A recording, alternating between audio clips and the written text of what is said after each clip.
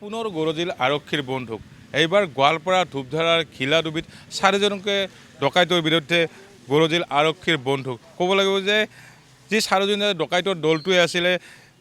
অসম মেঘালয় সীমান্তত দীৰ্ঘদিনৰ পৰা বাহৰ পাতি আছিলে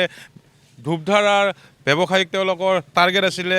অপহৰণ কৰা সেই খবৰ লাভ কৰিছিলে গোৱালপাৰা আৰক্ষী আৰু সেই খবৰ লাভ কৰি গোৱালপাৰা অতিৰিক্ত আৰক্ষী অধীক্ষক অপৰাধ শাখা ঋতুৰাজ দলৰ নেতৃত্বত আৰু পশ্চিম গোৱালপাৰা সমজিলাৰ আৰক্ষী অধীক্ষক অভিলাষ বৰুৱাই ধূপধাৰাত বাহৰ পাতিছিলে কালি সন্ধিয়াৰ পৰা আৰু যেতিয়া খবৰ লাভ কৰিছে সেই ডকাইতৰ দলটোৱে ধূপধাৰাত প্ৰৱেশ কৰিছে অসম মেঘালয় সীমান্তৰ পৰা তেতিয়া আৰক্ষীয়ে সেই ডকাইতৰ দলটোৰ পিছা কৰিছিলে কিন্তু তাৰপিছত যেতিয়া আৰক্ষীয়ে দলটোৱে যেতিয়া খবৰ লাভ কৰিছিলে তেওঁলোকক আৰক্ষীয়ে পিছা কৰি আছে তাৰপিছত আৰক্ষীক লক্ষ্য কৰি তেওঁলোকে গুলীচালনা কৰিছিলে ডকাইতৰ দলটোৱে আৰু যি পশ্চিম গোৱালপাৰাৰ সমজিলাৰ যি আৰক্ষী অধীক্ষক অভিলাষ বৰুৱাৰ বাহনত প্ৰথমে ডকাইতৰ দলটোৱে গুলী কৰে তাৰপিছত প্ৰতি উত্তৰত আৰক্ষীৰ দলটোৱে ডকাইতৰ দলটোক প্ৰতি উত্তৰ দিয়ে আৰক্ষীৰ গুলীৰে তাৰপিছত সেই বাহনখনতে 4জনকে ডকাইতে থিতাতে নিহত হয় আৰু 4টাকে তেওঁলোকৰ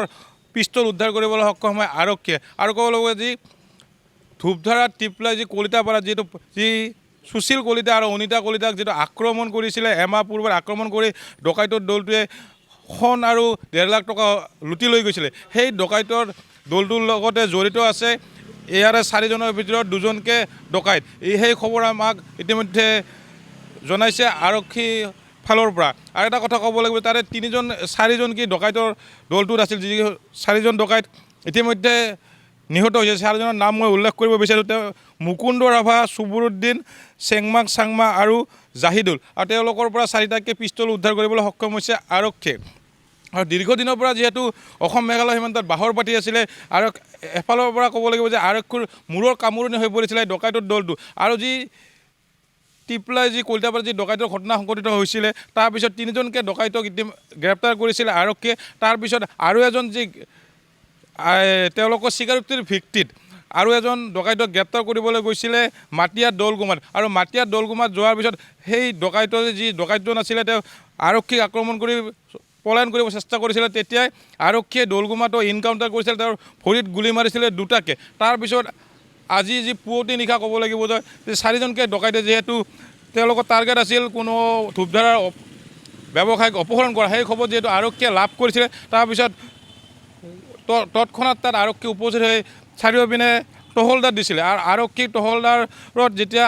এই ডকাইতৰ বাহনখন আহিছিলে যেতিয়া আৰক্ষীক দেখা পাইছিলে তেওঁলোকে পলায়ন কৰিছিলে আৰু আৰক্ষীয়ে তেওঁলোকক চোচা লৈছিলে আৰু আৰক্ষীৰ চোচা লোৱাৰ যে আৰক্ষীক যদি লক্ষ্য কৰি প্ৰথমে গুলীচালনা কৰিছিলে আৰু আৰক্ষীক গুলীচালনা কৰাৰ পিছত আৰক্ষীয়ে প্ৰতি উত্তৰ দিয়াৰ পিছত এই বাহনখনৰ ভিতৰত যে 4জনকে এই ডকাইত নিহত হয় এতিয়া যি ডকাইতৰ কেইটাৰ যি ডেড বডি এতিয়া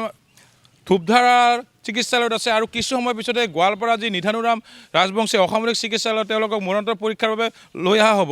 আৰু ক'ব লাগিব যে তাত ইতিমধ্যে জ্যেষ্ঠ আৰক্ষী অধীক্ষক নৱনীত মহন্ত গৈ উপস্থিত হৈছে সেই ঘটনাস্থলীত তন্নকৈ ঘটনা খবৰ লৈ আছে জ্যেষ্ঠ আৰক্ষী অধীক্ষকে আৰু তাত যি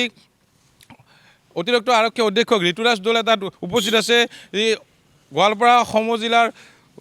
পশ্চিম সমজিলাৰ অভিলাষ বৰুৱা তাত উপস্থিত আছে আৰু যিহেতু মই উল্লেখ কৰিছোঁ গোৱালপাৰা সমজিলাৰ অভিলাষ আগবঢ়াৰ বাবে